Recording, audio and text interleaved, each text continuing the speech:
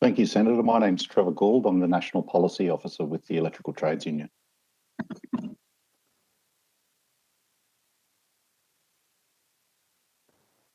I'll go next. My name's Glen Williams. I'm the Branch Secretary, Maritime Union of Australia, Newcastle branch, and also National Vice President. Penny Howard. I'm the National Research Officer of the Maritime Union of Australia. Liam O'Brien, Assistant Secretary, Australian Council of Trade Unions. Mark Wakeham, Senior Energy Advisor on Climate, Energy and Just Transitions Policy. All right, thanks very much for making your time available today. I now invite you each to make a brief opening statement, but please do keep them just a couple of minutes each, given we have three groups and we're keen to ask you some questions. So we'll go ETU, MUA, and then ACTU. Thanks. Senator, if you don't mind, I think the MUA was going to make some opening remarks first. Sure. Okay, that'll be me. Thanks. I thank the committee for the opportunity today to address you. I'm here representing the Maritime Union of Australia, a division of the Construction, Forestry, Maritime, Mining and Energy Union. Our submission was prepared jointly with the ETU. The MUA represents approximately 14,000 workers in shipping, offshore oil and gas, stevedoring, port services and commercial diving sectors of the Australian maritime industry. A large portion of our members work in coal export ports and in the oil and gas industry. In a future offshore renewables industry, MUA members would work on offshore renewable construction and cable laying vessels and maintenance and operation vessels. MUA members would also work in offshore wind port terminals, preparing offshore wind components for installation and carrying out maintenance. My own working life has been spent in the oil and gas and coal industries. I grew up amongst the steel mills and coal mines of the Illawarra, and I went to sea in 1988 working for BHP carrying coal and iron ore on merchant ships. Also spent 11 years working in the offshore oil and gas industry on floating production, storage and offtake facilities in the Timor Sea. I now work and live in the port of Newcastle, the world's largest coal export port. These jobs have provided a good life for our members and thousands of other workers. Our union understands the need to address climate change and rapidly reduce emissions to ensure global heating does not exceed 1.5 degrees. We know this will have a very significant impact on many of our members and our communities, but we know we must do this for our kids. Our ability to provide climate leadership in our communities and industries depends on being able to deliver a just transition for workers and their communities. If we cannot provide a just transition, we risk significant reductions to workers' living standards, deepening inequality and a political backlash. Large-scale offshore wind projects can play a significant role in a just transition. They can be built near existing coal-fired power stations in Gippsland and Newcastle and will provide a significant number of construction and ongoing jobs. The research project we co-funded through the Blue Economy Research Cooperative Centre found that in locations like Newcastle, Gladstone, the Illawarra and Gippsland, offshore wind is strong at times when onshore wind and solar has low output. So it can help balance the grid and reduce the need for expensive storage. This is critical for continuing heavy industry in these areas. We welcome and support this legislation, and it needs to pass before Parliament rises on the 2nd of December to ensure projects are not delayed. There are three areas that we are hoping that can be addressed before this bill is passed. First, provisions in the bill for jobs and manufacturing that will help provide a just transition. Second, the process for declaring offshore electricity areas. And finally, the WHS provisions. I'll be addressing the first issue and my colleagues in the ETU and ACTU will address the others. The bill needs to be amended so that the merit criteria for renewable energy and transmission licences include creating employment and promoting local industry, manufacturing and jobs, increasing employment and income opportunities for First Nations, and contributing to a just transition for impacted energy workers and communities. Much of the language I've just used is borrowed from the New South Wales Electricity Investment Act 2020. The detail to implement these measures could be worked out in subsequent regulations. Similarly, the Victorian Renewable Energy Jobs and Investment Act 2017 also includes provisions to encourage investment and employment in Victoria and also applies the Victorian Local Jobs First Act to projects undertaken under the Victorian Renewable Energy Target. The government must use the licensing process to ensure that offshore electricity jobs are quality jobs at industry rates and with good job security, and develop local supply chains and employment. Currently, these benefits are included in the explanatory memorandum, but not in the bill itself. About 8 times more jobs are created in manufacturing components for offshore wind than are created in the construction of projects. Governments around the world are acting to secure the economic benefits of local supply chains and manufacturing in the development of offshore wind projects, and Australia should join them. We understand that developers would like to source local components, but these supply chains need to be established, and government should assist and support that process. There is a very significant skills overlap with the offshore oil and gas industry and a substantial skilled workforce who could transfer to working on offshore renewable projects. The legislation should ensure that Australian seafarers and vessels are employed on these projects. Important steps have already been taken by offshore wind developers to support a just transition. The Star of the South has said it will work with coal-fired power station operators and government to support workers who may be able to retrain for a future career in offshore wind. The licence process must encourage and reward offshore electricity developers who make efforts to provide a transition and support local manufacturing, and ensure they are not undermined by other developers who don't make the same efforts. An offshore wind industry package for us would look like a broader offshore wind package is needed alongside the legislation, including a research and investment program in offshore wind, investment in port terminals and manufacturing hubs, particularly in areas where diversification is needed, measures for workforce skills and qualification development. Around the world, other countries are setting clear targets for offshore wind construction with local content requirements, investing in research and development and portside innovation and manufacturing hubs, building offshore wind training centres, doing baseline environmental research, coordinating the construction of transmission infrastructure to the offshore substation, and providing long-term energy contracts. These are the kind of measures that the government could be taking in the medium term after the legislation is passed and perhaps with a new parliament. We welcome this legislation and urge senators to support it and ensure its quick passage. We also ask that a few simple amendments are made to ensure that this new industry provides the jobs and transition opportunities that we need. Thank you. Okay, thanks very much. We'll open up to questions from Senate colleagues. Senator Urquhart or Green? Urquhart? To kick off, thanks very much. Thanks you to the witnesses for your submission and your attendance today. Look, I just want to go back to those 3 areas that you raised in relation to, in your opening statement, Mr. Williams. You talked about jobs and manufacturing offshore areas and WHS provisions. You talked about then making amendments. So in terms of those 3 areas that you've raised, can you just outline to me, you or your colleagues obviously, whether you see those things being part of the bill? You did talk about they were in the explanatory memorandum but not in the bill, or some areas.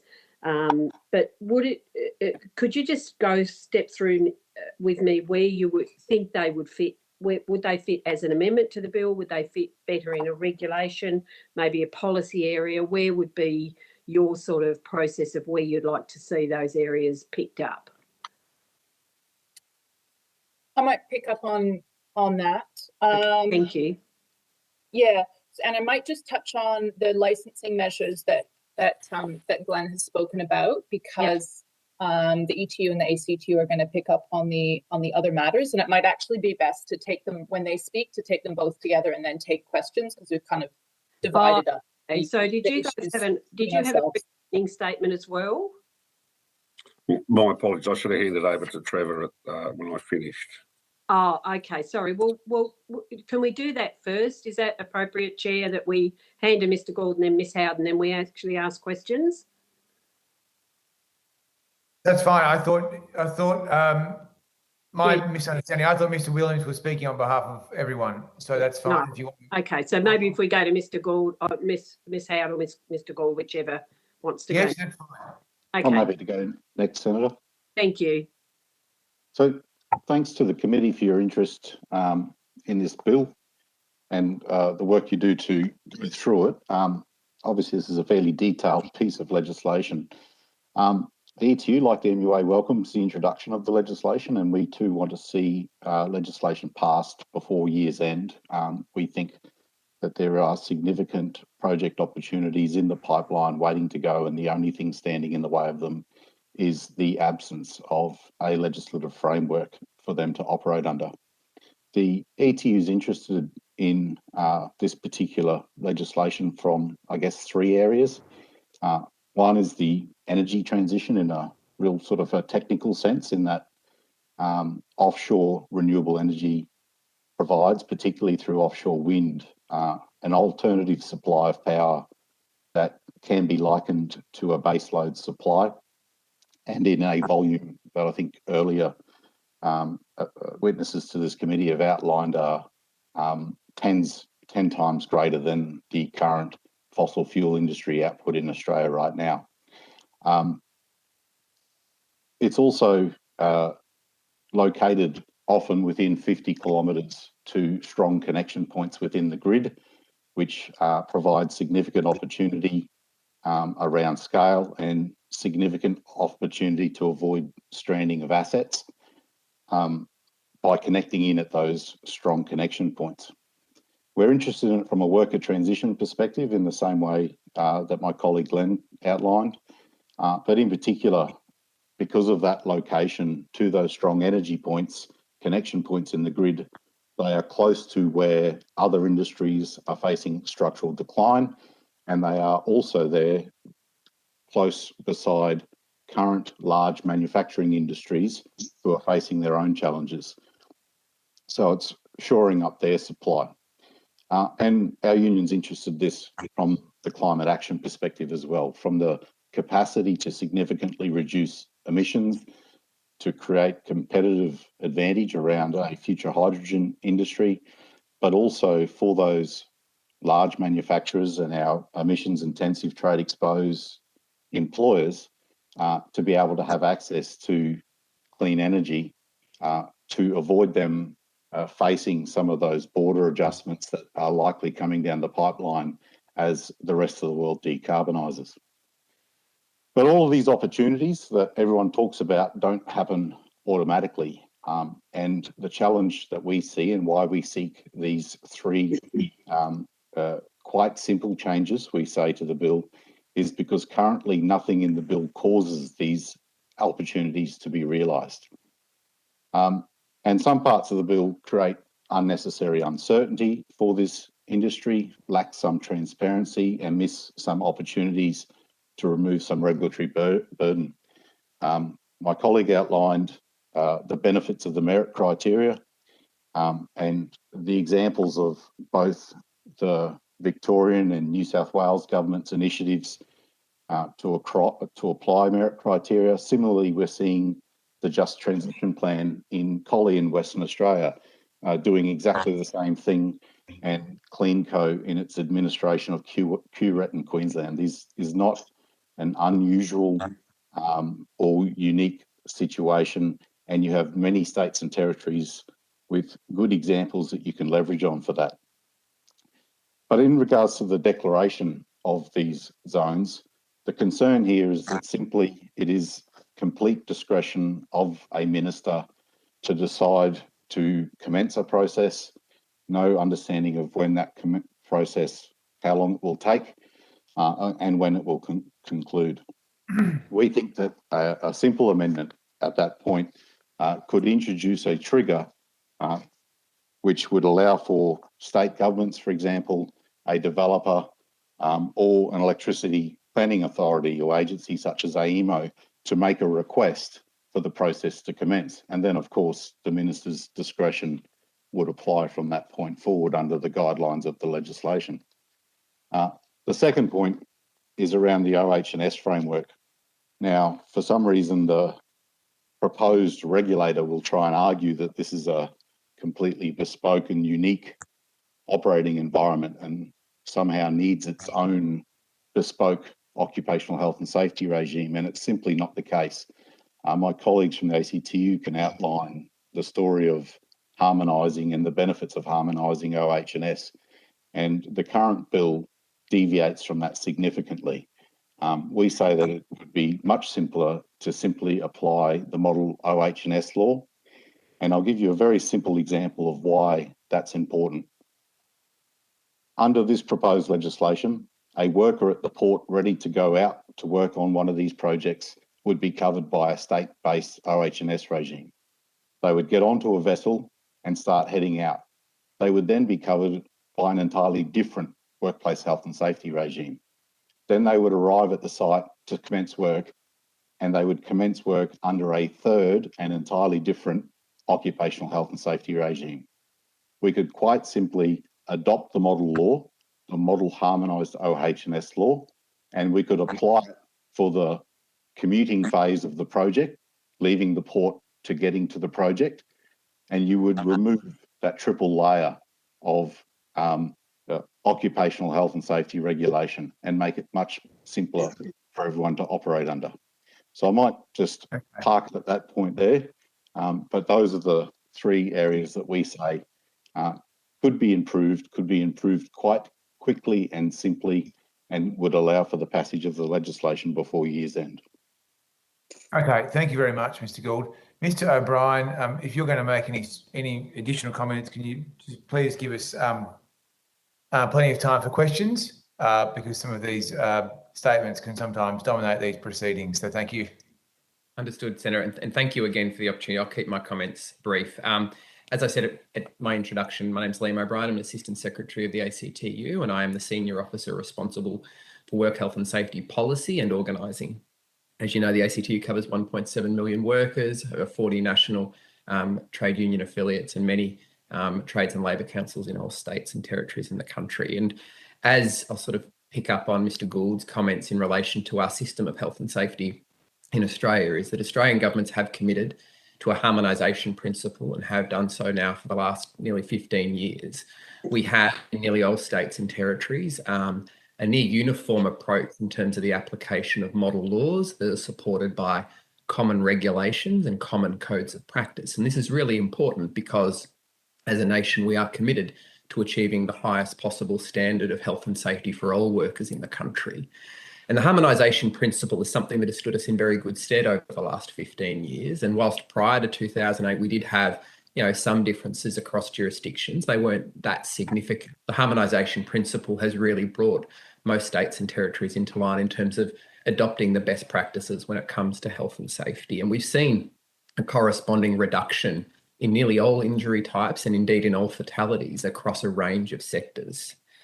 And as Mr. Gauld outlined before, our model laws cover a diverse range of industries, both in terms of the types of sectors that are covered, everything from major hazard facilities in our oil and gas sector, right through to remote workplaces across the country.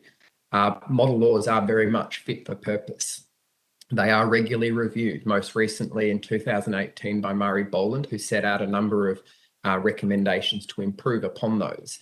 But I suppose that the key message I want to carry to the committee is that our model laws are very fit for purpose. They are very applicable to a range of industries. And the harmonisation principle sets out that really only where we have sort of objectively justifiable differences should those regimes change. And I think that's the really clear message I would like to carry to the committee.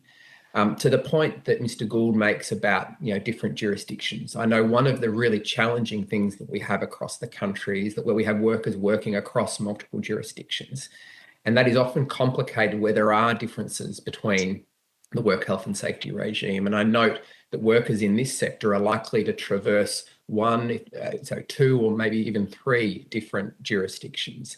And to the extent that it is possible, we should minimise those differences as much as possible, both from a regulatory point of view, because it's important that regulators are applying a common set of principles and regulatory framework when it comes to ensuring the health and safety of workers and others in the sector, but also for workers so that they understand exactly what their rights are, and indeed duty holders, employers, so that they know exactly what their obligations are. So there is a real important aspect to this in terms of the regulatory complexity that we want to try and minimise here to ensure that the best possible health and safety practices are adopted. I think I'll probably leave my comments there, other than to say the other really key feature about our model laws is the consultative way in which they are developed in a tripartite forum. We obviously have a tripartite forum at Safe Work Australia, which does a lot of the heavy lifting in terms of the regulations that are developed and the codes of practice that sit underneath them. But indeed, in each of our jurisdictions, there is a strong tripartite approach in terms of addressing key hazards and issues that occur in those jurisdictions, but also in particular sectors. So I think those are some of the really key features that senators should have in mind when we think about the work health and safety regime that's going to apply in this sector.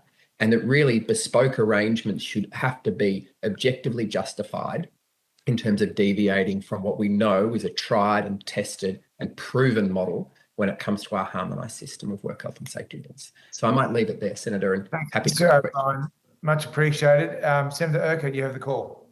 Yeah, thank you. Look, I'll just go back to the question that I posed to Mr. Williams before, but I'll pose it to all the witnesses. So it's really, and you've raised concerns, and I think, I picked up from the other couple of contributions that it seems like the concerns that you've got could be addressed by amendments, but I just want to clear that up to make sure that whether or not you're proposing the number of areas that you say are concerning, can they actually be addressed purely by amendments to the bill? Is there a role for maybe some areas within legislation or policy, regulation or policy that could actually pick up some of the concerns that you've actually raised? I might pick up on this. Right, thank you. We've spent a number of years looking really seriously at the development of this industry, the way that it's regulated around the world, and the complexities of rolling it out in Australia. We participated in the initial consultation of this bill and have had ongoing discussions with DISR and NOPSEMA. So the three issues that we've picked do need to be addressed with changes to the legislation. Yeah. First of all, on the license, on the merit criteria for the licenses to provide for jobs and manufacturing. If we don't have something in the bill, even if it's just a very short nod, as we have in some of that other legislation that was mentioned, it's going to be really difficult to incorporate those issues into any regulation. Including something in the bill is quite simple. It's just a matter of stating the intent. It is, of course, quite complex trying to work out exactly what that means in practice, but that is something that can be appropriately addressed in the regulations that will be developed further. Second of all, in terms of the declaration process is a very high-level process, and right now it's just quite vague and, as Trevor mentioned, left up to the minister's discretion about how that will start, and there's no timeline on when it will end. So we think it's really important for the certainty to be able to know when these areas will be declared, which is essential for any projects to proceed, that there are some amendments put to the bill for that. Again, that's quite a simple process. It's a matter of a couple lines, and our view was that it was developers, state governments, or electricity regulatory agencies who could make that request. To give you an example, people have mentioned the Australian Energy Market Operator and their integrated system plan. They've recently declared 4 offshore wind zones that they're going to be including in that plan, and we were a part of helping make that happen. Now, it would be appropriate if they're planning, if they've found an area of the country that they say this will work as an offshore wind area for our future electricity system, it would make sense for there to be a formalized process for that to be declared. And those links do need to be strengthened and clarified as we go forward as well, because of course the proposed regulator, NOPSEMA, is an oil and gas regulator. It's not presently involved in the electricity system in any way. And then finally, the question about WHS. What's proposed in the bill, it adopts the Commonwealth WHS Act, and then there are a whole number of clauses that amend sections of how that act will apply. So basically what we're saying is we would like to get rid of most of those amendments. So it actually make the bill much simpler because it wouldn't tinker with the act that we already have in the way that they're proposing to kind of tinker with it. and to make it more confusing, I think, for workers on the project, for developers, and also for workers around the country as well, in terms of what they're told about the kind of WHS provisions exist for offshore renewable energy.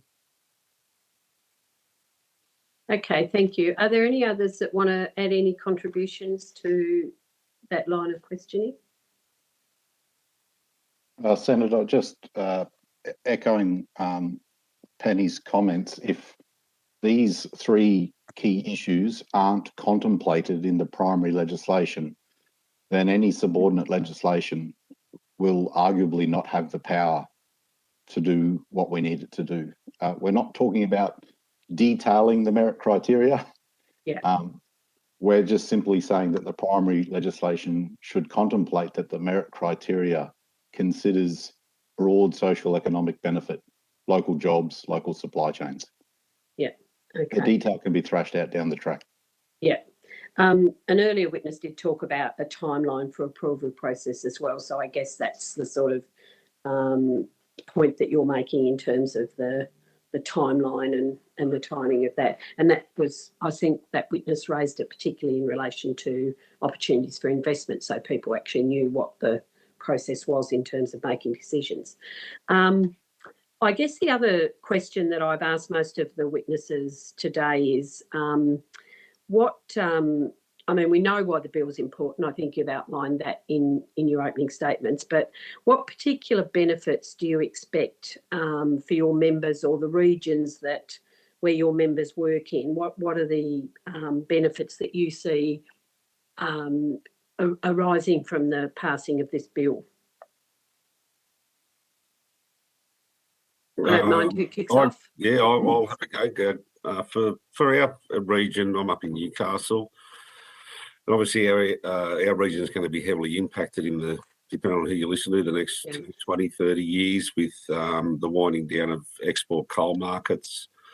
This industry is a real opportunity for us to have that proper transition.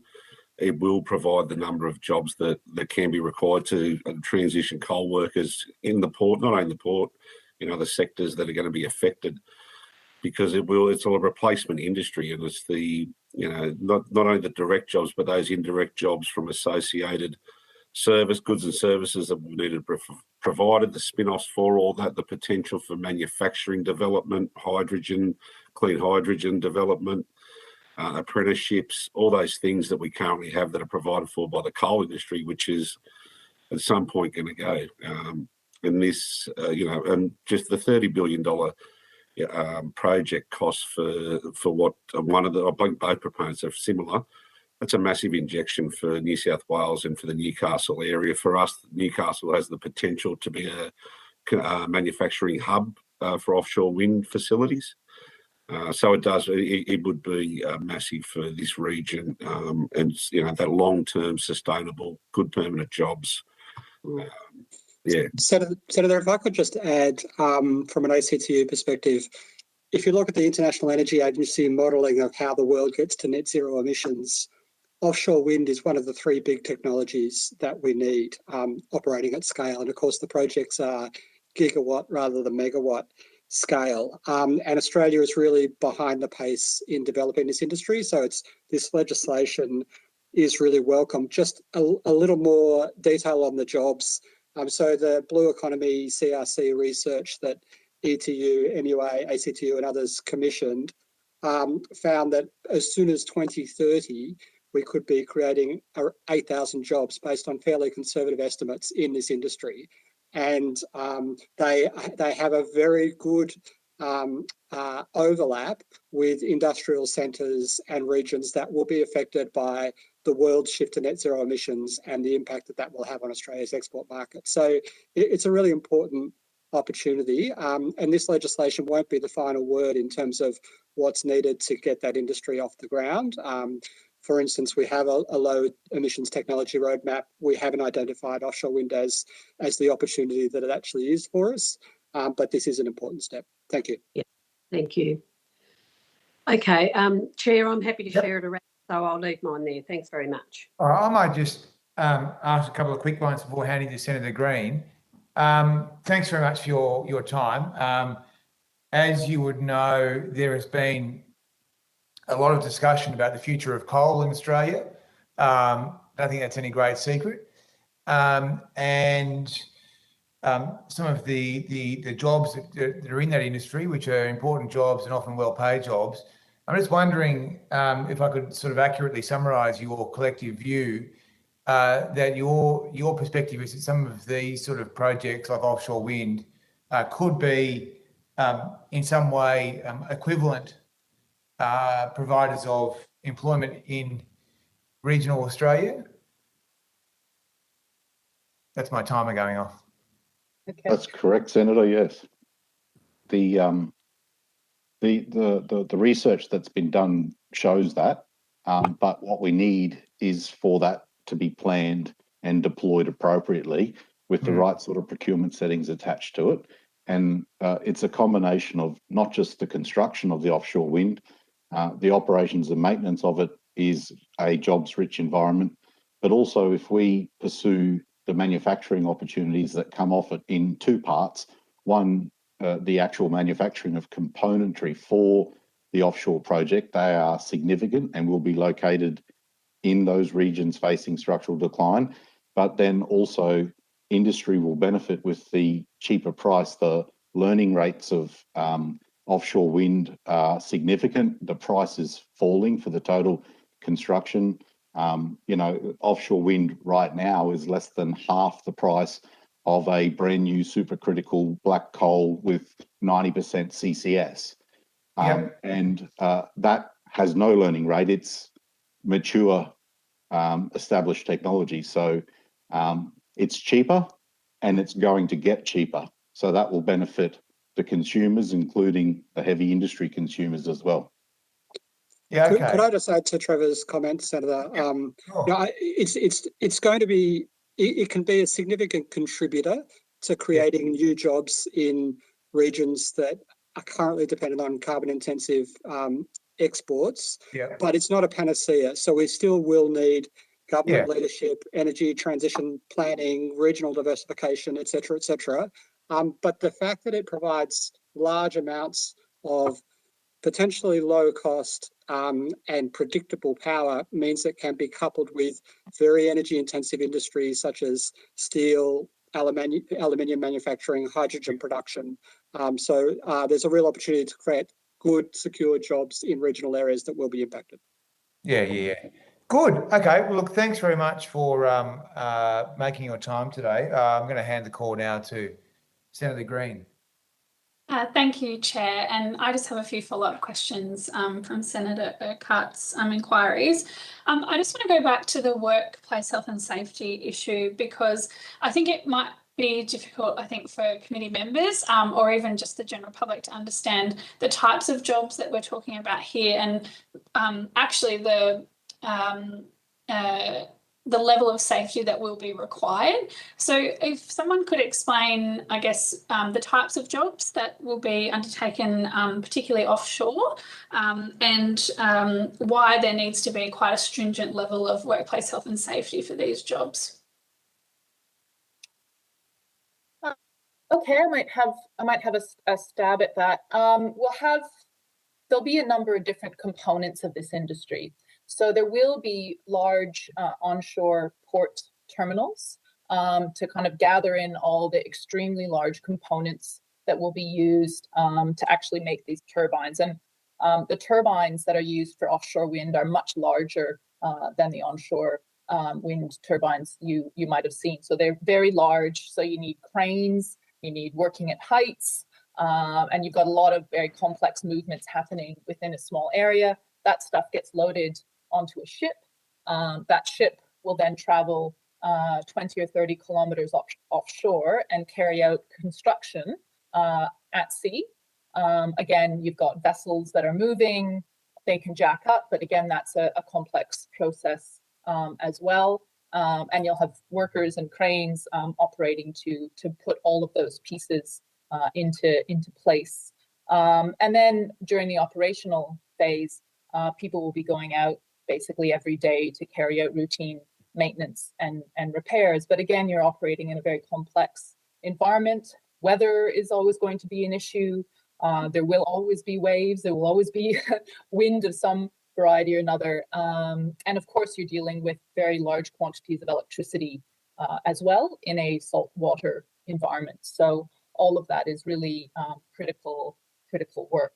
Of course, it's a brand new industry for us. And so one of the key provisions of the WHS Act is for the participation of workers in the work processes that they're involved with. So that's something that's really of concern to us, because if people are concerned about something unsafe happening, it's that ability to have the proper discussion, to organize the work process, and for people to be able to say, hold on a second here, I don't think this is the right way to go about it, and have that discussion and have those rights that are really most important to securing that, and to also create the kind of tripartite bodies involving governments, regulators, employers, and unions representing workers to ensure that everyone's on the same page and we can develop the kinds of safety codes of practice that we need going forward. Okay. So high risk jobs, and yet the proposal is to develop a workplace health and safety scheme that carves out some of the protections that are already in there. And also there's the proposal that NOPSEMA will be the workplace health and safety regulator. You've touched on that, I think, a few people, but I just wanted to understand, I know that the unions work with NOPSEMA in another capacity, but why is NOPSEMA an inappropriate regulator for workplace health and safety purposes? Yeah, seeking to understand who you would be putting forward as a more appropriate regulator if it wasn't NOPSEMA. I'm not sure, Trevor, whether you... Yeah, Trevor, go, and then I will. Sure. So I suppose just coming off the back of Penny's previous answer, absolutely all of these risks exist, but the current model OH&S framework manages those risks extraordinarily well. And what this Act is trying to do is it effectively says it will adopt the model OH&S Act, but then it's going to switch entire parts of it off and then adopt some of it, change it, and make it quite different, and then down the path to regulation. And so for us, we say that the Act is, the model is appropriate in these circumstances, and it has the appropriate components inside it that make sure that new emerging risks of this new industry will be developed in consultation with the workforce, and the hazards and control measures will be identified and implemented in that consultative framework. So we say it's fit for purpose. And I guess the second thing to that is, if we have an offshore wind project and half of it's being built in state waters and half of it's being built in Commonwealth waters in New South Wales, the half that's built in state waters in New South Wales will be built under the full OH&S harmonised legislation, because it'll be in New South Wales. But when they go over into Commonwealth waters, suddenly something changes and they need this bizarre, bespoke OH&S regime. It doesn't make sense. So by virtue of us saying that we think that the model OH&S law is fit for purpose, there is already regulators out there who are regulating it. Yeah. So should we duplicate it? Yeah. And certainly our experience, we're getting a strong indication that some of this legislation is being to suit NOPSEMA rather than being built to suit the industry. Sure. I have just another line of inquiry, maybe something that you can take on notice and come back to us, because it might require a bit of a legal explanation. One of the sections that the bill seeks to amend of the Workplace Health and Safety Act is section 116, which relates to who is a relevant worker for entry permits. And I just wanted to see if you could take on notice what that will actually mean in practice when there is a workplace health and safety issue, not being able to use someone who might be the safety person on shore, having to have duplicate the process, I think is what I'm thinking about. But I do want to move on because I know there's other senators with questions. If you could just take that one on notice, that particular section. The other line of inquiry I just wanted to pick up on was about local content. You've mentioned that it should be part of the merit criteria, and I just wanted to raise, I guess, this isn't an unforeseeable issue in this industry already. As a lot of the witnesses will understand, there is a wind turbine manufacturer in Portland, Victoria, Keppel Prince. The Snowy Hydro is contracting a company called Vestas to build the Port Fairy wind farm, but that is a Danish company, and they've chosen to use a Chinese manufacturer instead of the local manufacturer in Keppel Prince. Now that decision has put 150 jobs in jeopardy. What's at risk if we don't put some local content triggers or pull some levers in this legislation, or even just in government policy more generally? If the government has levers to pull, shouldn't they be pulling them? Absolutely, Senator. Everyone wants to answer that one. You go, Penny. Yes, I think one of the things to understand is because the scale of offshore wind is much bigger, like unfortunately the towers cannot be built at Keppel Prince. We actually need to upgrade all of our manufacturing capacity in order to be able to make the components for these turbines. So it does require some serious support to enable us to get there, because, and if we don't do that, we will likely only have, I don't know, 5, maybe 10% local content, because we just don't have the capacity to do that. And the companies that are setting up these projects are actually quite in this very hands-off environment. In other countries, there's all sorts of support. There's targets, there's long-term contracts, there's investments in training, there's investments in manufacturing hubs. All of those things are helping support the development of the industry. We don't have that here. So to then ask somebody building a project to also set up the supply chain and manufacturing without any coordination of that will make that ask. But I really think there's a much broader responsibility, and the government does need to step up and facilitate that and create that expectation. Okay. Mr. Gauld, did you want to add to that?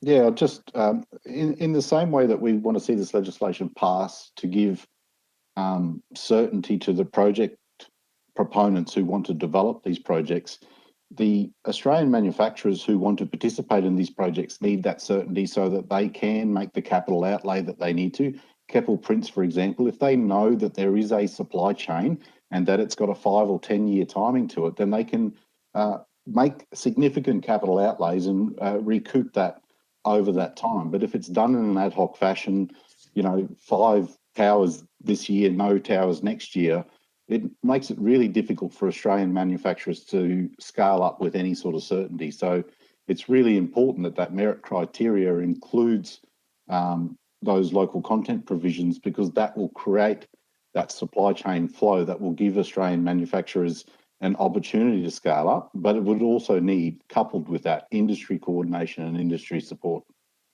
Great. Thanks, Chair. No other senators have questions. No, I think we're finished with these witnesses. So thank you very much for your submissions and your time this afternoon. And we invite you to disconnect from the video conference. I now move on to our next witnesses, and I welcome representatives from the Regional Development Australia Gippsland Committee, the Voices of the Valley, the Wellington Shire Council, and the Hunter Jobs Alliance. I understand that information on parliamentary privilege and the protection of witnesses and evidence has been provided to you. For the Hansard record, could you please each state your full names and the capacity in which you appear